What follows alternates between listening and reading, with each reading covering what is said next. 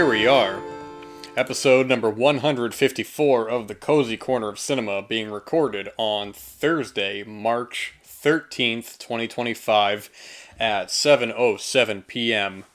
I hope you all have been doing very well. I hope you all have been staying focused to your art, to yourself, been staying consistent, not giving up, pushing through with the hard work, with the rewarding work to have the outcome that hopefully is sufficient to the time that you put into it.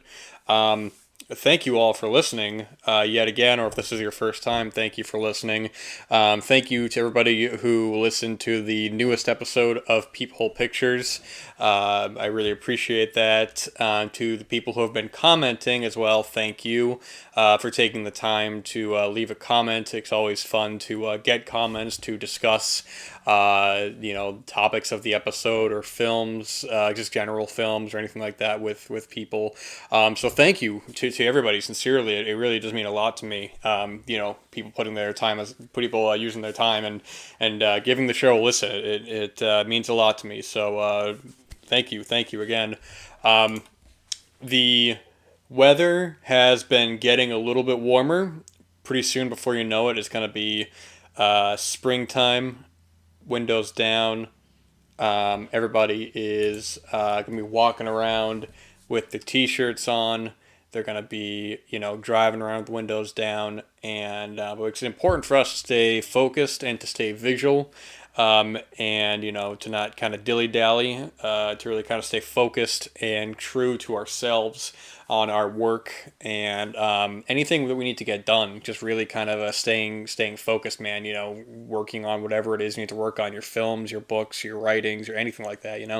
Just staying focused, man.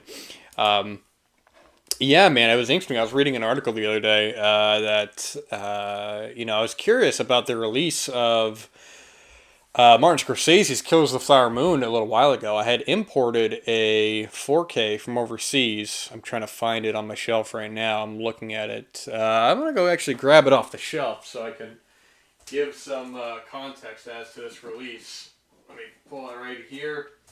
Who put out this release? It's this company called Leone Film Group. Undis Jolly Films. I don't know which one actually put it out. This is it looks like an Italian release, but this is a 4K of the film. And anyways, so I was reading. I can probably should put this back on the shelf. I just wanted to see who put it out actually. But anyways, I was reading a thing that said that Apple had turned down Criterion's request to distribute the film to release on home video, and that's just a wild sort of thing to read. I think the troubling thing that with streaming kind of being the dominant force, and streaming's great. I'm definitely not knocking or anything like that, but the fact that it's the dominant force, there's a lot less films seemingly being released on physical media. A lot of films that are going to get lost and slip through the cracks. So unless somebody tells you not only about a certain film, but also, where's it streaming? Well, it's on Hulu. I don't have Hulu. I guess I'm not going to watch it. And it's a real shame. It's a little not worrying in the way where I'm going to be losing sleep over it, but there are just these films. The fact that it's not just these micro budget sort of indie films that perhaps the dude who's directing, writing, starring, editing, maybe he can't get copies out. That's one thing. But a major kind of release from Martin Scorsese, or recently, the funny thing is, I read a little while ago that Francis Coppola's recent film Megalopolis was going to get a 4K from Lionsgate, and then I just read that it's not happening, and I don't know if that's because it was canceled or was never going to happen in the first place. I've already seen a couple of different imports pop up. I think one from Italy, and there's another one from the UK, I believe, so that will have to be imported. It's just really wild, man, that we kind of live in a time where these are giant, these are big films, man. Even something along the lines of a more Hollywood kind of a film, like Ridley Scott's Napoleon, which was an Apple film, currently does not have a physical release anywhere in the world. I'm surprised not even I feel like a DVD or something like that. If they don't want to put the time into a Blu-ray, at least for a general kind of consumer sort of market, putting up DVD copies at Walmart or, I would say Target, but the Target next near me, I think is almost all but just a small section entirely phased out their physical media for their films, and now they're into like vinyl records and stuff, and that's cool in its own right. But the fact that got totally shuttered out is really a real shame. It's just so important to kind of keep these films for myriad reasons. I'm not going to go down the laundry list of the positives of buying these films, because obviously it has streaming and physical media have their positives and they have their negatives. But I think in a case like this, relying on streaming services to for a film for it to be there is, I don't think it's a great idea, especially these weirder kind of underground films or maybe controversial films that, God forbid, they censor it. Because, that's already been happening. You had, like, films being censored, or films, scenes even getting edited out because whatever. It's sort of like, well, history, this is a little offensive now, so we're not going to, put in the film. We're going to leave it out. And I'm just like, boy, oh boy, it's really kind of frightening to sort of erase history just because it's not compliant with contemporary sort of feelings. It's wild, man. So just whatever it is, man, films, books, vinyl records, anything like that, man. Just keep this art alive, man, because art is important. What does John Cusack say in High Fidelity? He says, like, books, records, films, these things matter, and he's completely right on that. So, but obviously, space, time, money, some of us have more of it than others. We all have the same amount of time. I'm talking about time to go through and pick up these films or these books or these albums or anything like that. I collect books. I mean, I collect films, man. I'm not and I buy books. I don't rent books. I just buy them. And I know there's like hardcore like record collectors and stuff, and that's great. They're keeping the music alive. They're not you wonder sitting on their phone and then being like, oh my god, my favorite band, they got removed off of Spotify or Apple Music or this or that or YouTube, and it's sort of like, well, you got that record in your collection, man. You can put it on any time. That black wax is gonna be there for you when servers are down or you don't have internet or anything like that, man. It's really kind of you really kind of take it for granted until you need it, and you're like, you don't have access to it. But anyways, man, let's talk about some films, man. That's the name of the game. That's what we're talking about. This is the Cozy Corner of Cinema, after all, and cozy indeed. I have my hot coffee here, my cold filtered water to my right. So we're keeping it hot, we're keeping it cold, we're keeping it yes and no, you're in, you're out, you're up, and you're down. We're going to talk about a documentary from 1999, which goes into a contemporary film that I will talk about briefly. Talking about a documentary directed by Kevin MacDonald, and I want to see what else he directed, because I'm looking him up here, and it looks like he's got a couple other things under his belt. But the film we're talking about, at least, is the documentary One Day in September. And I'm looking at his filmography now. I'm trying to, if IMDb's ads would relax. Good lord. He's done other narrative films, non-documentary work, including The Last King of Scotland, State of Play, The Eagle. He did another documentary, Marley. Then he would do some more narrative work, How I Live Now, Christmas in a Day, Black Sea, The Mauritanian, with, I think it was like Jodie Foster in that movie. I don't know. I remember that came out and I didn't see it. Anyways, and he actually has a new documentary coming out, which I actually saw a thing about today, interestingly enough, so it's kind of funny that, I'm talking about this now, but he's got a new one. And also I should say that, yes, The Mauritanian does star Jodie Foster, but I did not see that film.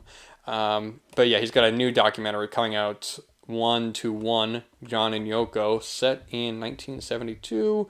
documentary explores John and Yoko's world amid a turbulent era, centered on the one-to-one charity concert for special needs children. It foresees unseen. It features foresees. That sounds foreboding. It features unseen archives, home movies, and restored footage. You better believe I'm going to be watching this documentary. Very, very cool stuff, man. But getting off track, we're talking about One Day in September.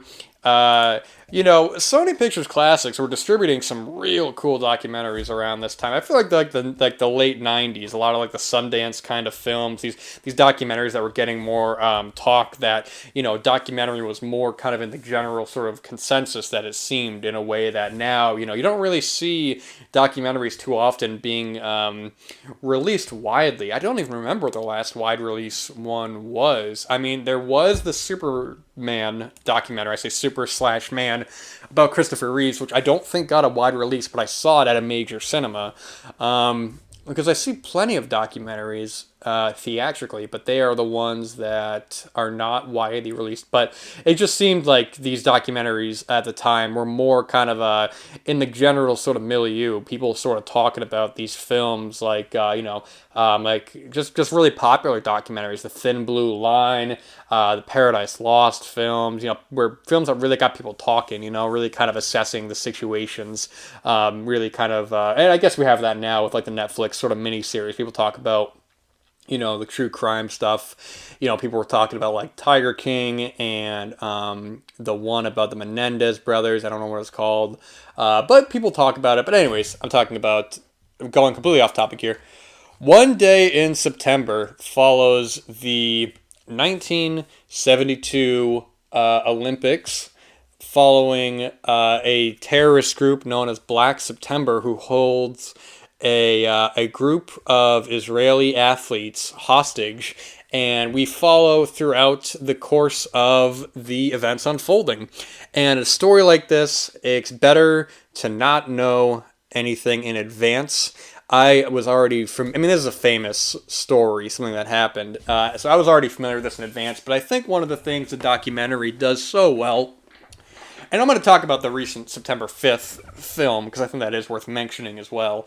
But I think the documentary really kind of, for one, gives you good context into the meaning behind these Olympics.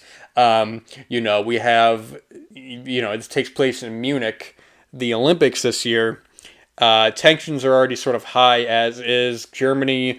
They're hosting these Olympics, so by having these Israeli athletes there, the Germans talk about they want to sort of rein in a new era of love and putting the past sort of behind them, because, I'll talk about that in a little bit. September 5th kind of talks about that a little bit. But, of course, sorry, I have some coffee there. Things go wrong, and we follow some people who were, we follow actually one of the terrorists is interviewed, which was really fascinating hearing his perspective. They put him in shadow, but he talks about sort of being there and sort of the commotion of the day. Somebody who was the wife of one of the hostages. And I think one of the really good things about this film is that even though I know the outcome, even though I know the beats that are going to happen, it's the way that the information is presented that makes the film so compelling, because it really does have you, it's such an overused term to say, but really on the edge of your seat, because the whole time watching, you're just waiting for something bad to happen. And especially in the heat of the moment. Let's say you're watching this as it's unfolding. At any moment, something bad could happen, and then it's just like, what do we do? What do we do? And I think one of the places where this film really shines above all else, above where a criticism that I had of September 5th, is I think when we get to the conclusion of the story and the aftermath. I think the conclusion of this really builds up exceptionally well, because there's a lot of, they really kind of break down the confusion of what's going on, the unorganized sort of, police efforts. People are quite literally in the dark, not knowing who their enemies are. It could be anybody. And the blundering of the police, the German police there. And it really kind of paints a frightening sort of photo of this time just being there. Imagining if you're in this situation, let's say you're one of the hostages or something like that, and you're just like, man, even if I get out of this sort of situation, what if, then they don't know it, but, and we can look at it and go, well, what if, like, one of our guys accidentally shoots one of the hostages or something, thinking that it's one of the terrorists, and it's very frightening to kind of watch this all unfold to the ending, and, especially what happens after the fact is really wild. I actually, I knew the story, but I didn't know some of the information about what happened afterwards. That's really wild, man. It's sort of like, wow, that's pretty insane. Some of these events that unfolded and sort of well, I don't want to give anything away. And you could say, well, they're not giving anything away. It's a true thing that happened. But if you don't know this story, then it's honestly better to kind of watch this without knowing, because I think you really will be on the edge of your seat. And it's also, I don't know if I talked about Visions of Eight. Perhaps I will in a little bit after I talk. But it's a solid documentary, a tense documentary with great editing, man. They do a great job at interweaving the footage of the Olympics and the news stations and the terrorists. And, we're looking at this hotel room. We're being quite literally on the outside. We don't know what's going on there. And there's one part where they play the Immigrant Song by Led Zeppelin, and they put that against footage of the Olympics. It's just so well done, man. Excellent documentary.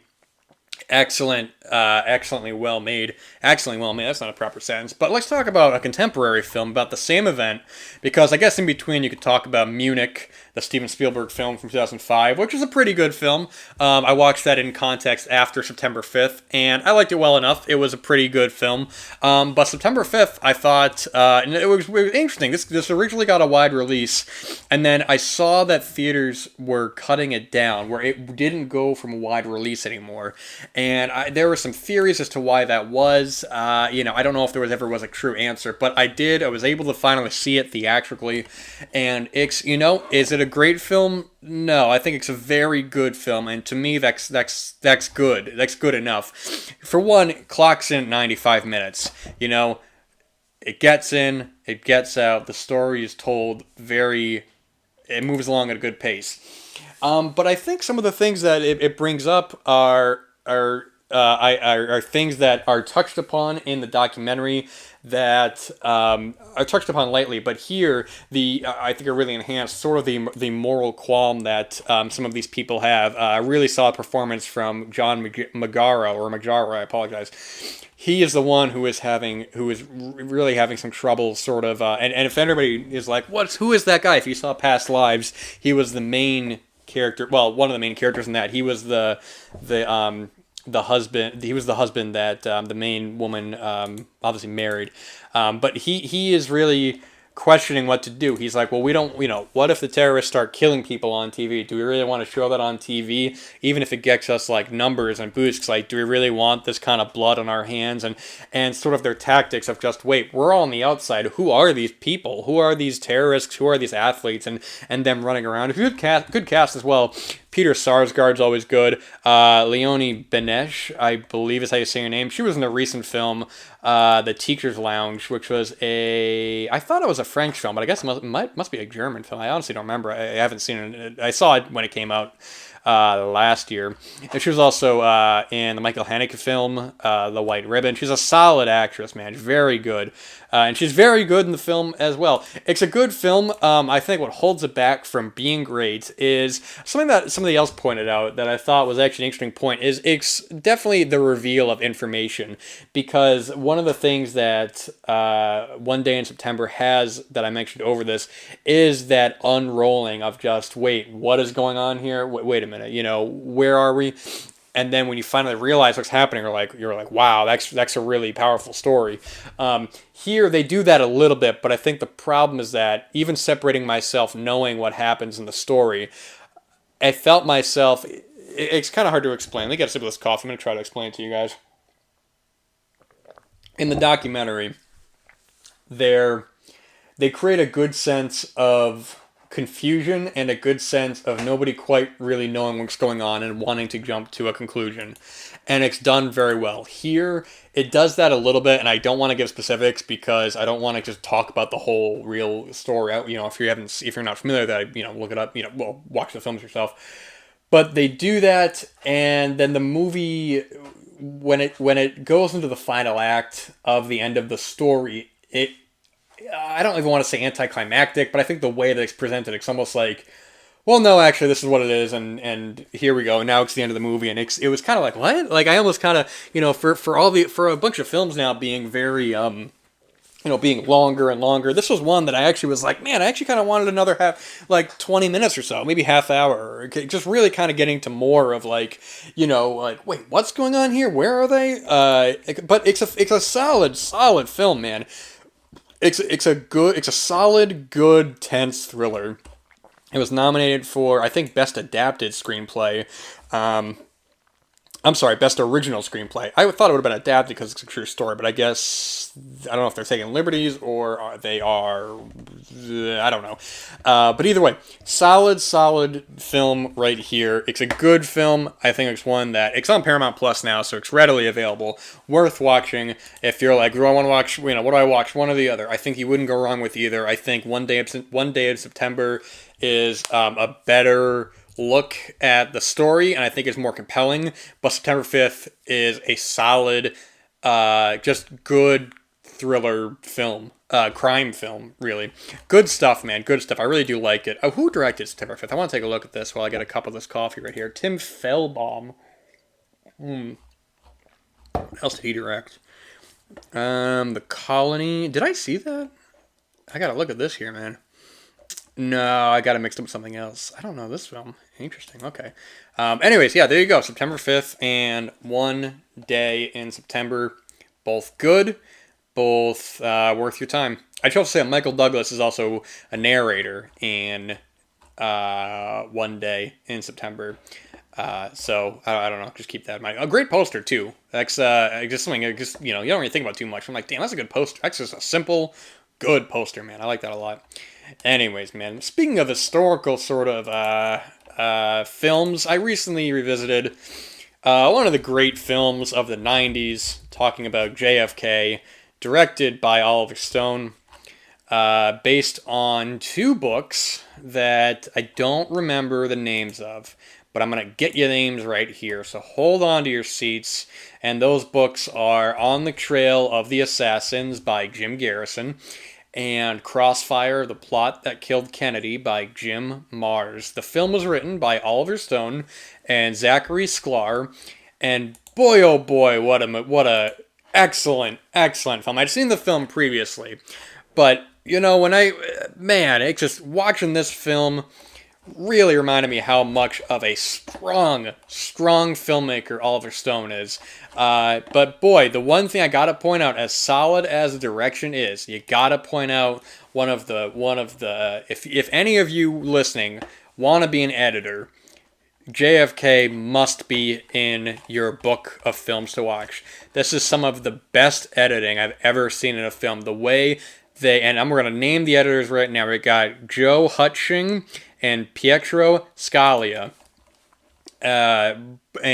Joe Hutching looks like he had done other work for Oliver Stone. He did W. He did The Doors, Born on the 4th of July, Talk Radio, very underrated film, Talk Radio right there. And who's the other editor? Let's get that name up right here. Pietro Scalia. Pietro Scalia edited, still does a lot of editing work. That's very cool. I'm trying to see if he had worked with Oliver Stone on other films. Done a lot of films, man. Edited a lot of films, man. Wow, okay, never mind. This was only his second film that he had co-edited, but then would go on to do bigger films like Gladiator, Black Hawk Down, American Gangster, Prometheus, and even still edits now with recent films like Ferrari by Michael Mann. But JFK, it's a mature adult film for adults. You don't see that on a wide scale that often. Watching Oppenheimer for the last time, the last time I watched Oppenheimer, it gave me that same sort of feeling where I'm just like, man, they really just don't make these great kind of historical films anymore. The way that when you have Kevin Costner as Jim Garrison, who's going down this never-ending rabbit hole of possible leads into the JFK assassination, and sort of the the never-end the snake that eats its own tail in a never-ending sort of circle, it reminds me of David Fincher's brilliant Zodiac. This idea that, for one, although we, the audience, know essentially the outcome, in that there is really no definite answer. There are both cases, there have been many leads, there have been many speculations, but ultimately we have never had a definite, solid, concrete answer. But you watch these films and it lets you believe that there can be an answer. Maybe we will find out who actually assassinated JFK. How many people were there? How many bullets were there? Who was the Zodiac killer? Was there more than one? Why did he stop? Are any of these potential suspects that died him? We won't know, man. It has that great feeling. It's also one of the greatest casts of any film. You have Kevin Costner, Jack Lemmon and Walter Matthau, Gary Oldman. You have Shirley MacLaine. You have John Candy, Joe Pesci, Tommy Lee Jones. I mean, Laurie Metcalf, John Galt, Thomas Millian. My gosh, man. It's one of the great casts, and my gosh, man, you watch this film and you end up getting so engrossed in this film. It revitalizes the whole kind of situation, of, man, just all these questions that came up with JFK and how it consumes the lives of these people. And ultimately you can say, well, there's that great line in Zodiac where they're like, well, this was only a couple of murders that happened all these years ago. There's been so much worse things that have happened, so many worse serial killers out there, but it's the fact of not knowing that really sparks it all. And in this, it's like, well, no matter what, they won't let us figure out who it was, so you might as well just give up. But it's sort of like that idea of just, there has to be an answer to this. Somebody has to be held accountable to this. And the way that this film ends, it's one of the great endings of any film. Not the very end, I should say, not the final scene, but one of these great monologues where Kevin Costner is breaking down all the events, all of the things that are not adding up in a timeline that is so well done and so engaging. I would dare you to take your eyes off the screen. And that goes to the editing as well, the way they interweave all this footage and have it. I mean, this thing is 3.5 hours if you're watching the director's cut. And when we got to that scene, man, and I sat there, I was like, oh my gosh, we're at the end of this film, and I feel like I've only been sitting here for about maybe an hour and a half tops. It's just one of these great, engaging films of the 90s. And for whatever reason, I think with the Oscars last week, and I was curious. I always kind of assumed that this was a big Oscar winner, but in actuality, it really wasn't. It won 2 Oscars, one of them for editing, the other for best cinematography. And make sure that's it. Yeah, it was nominated for a couple Oscars, including Best Picture, Best Supporting Actor for Tommy Lee Jones, Best Director, Best Sound, which is also great. Best Score. And for whatever reason, I always sort of assumed that it was this big, kind of Oscar-worthy film. But actually, it lost that year to Silence of the Lambs by Jonathan Demme. And, so that kind of shows you the great films really just sort of stand the test of time, man. The film hasn't aged a day. We're still at a point where we have so many questions about this case. It's one of these things where I found myself going down the rabbit hole many, many times in my life, just sort of like, man, there are definite conclusions that can be drawn, but unfortunately there's no pinpointing of just like, it has to be this, has to be this. There's so many different angles and so many different people that could take credit for it. Just a masterful film for adults. I really love this film, man.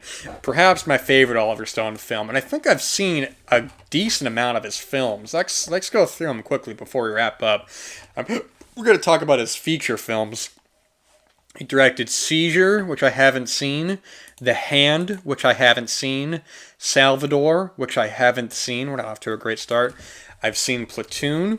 I've seen Wall Street. I've seen Talk Radio. I've seen Born on the 4th of July. I've seen The Doors. I've, of course, seen JFK. I've not seen Heaven and Earth. I've seen Natural Born Killers. I've not seen Nixon. I've not seen U-Turn. I've seen Any Given Sunday. I've not seen Commandant. I've not seen Alexander, World Trade Center, W, or south of the border. I've seen Wall Street, Money Never Sleeps. I've seen Savages, and I've seen Snowden. And that is going to bring us to the end of this episode. Thank you for listening. Sincerely appreciate it. Go out there and live your life, follow your dreams, but most importantly, work on your dreams, man. You can't be sitting around waiting for them to come to you. You got to work to make them come true. Okay, thank you so much again, everybody. Take care. God bless. And until next time.